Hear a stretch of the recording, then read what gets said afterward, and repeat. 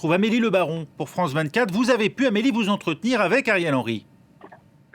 Oui, effectivement, et Ariel Henry m'a confirmé qu'il était, selon lui, dans la ligne de mire. Il savait le risque qu'il prenait en faisant ce déplacement, mais il était pour lui hors de question de céder à ce qu'il qualifie de chantage électoral opéré par des individus qu'il appelle des bandits et des terroristes.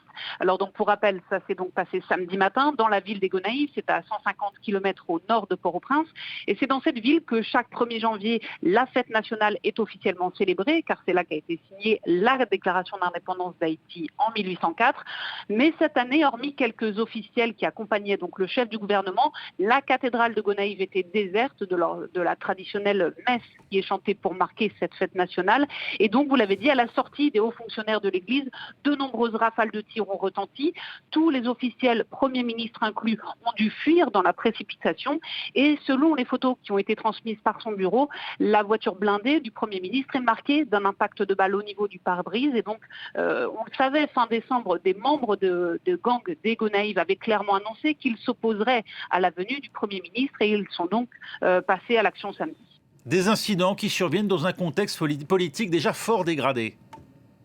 Effectivement, la mainmise des gangs sur le pays plonge tous les citoyens haïtiens dans la terreur au quotidien. En 2021, ce sont près de 1000 enlèvements contre rançon qui ont eu lieu, principalement dans la capitale.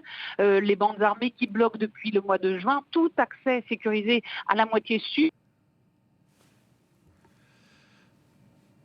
Problème de liaison visiblement avec Amélie Le Baron, qui n'est plus avec nous. Amélie qui était depuis Port-au-Prince.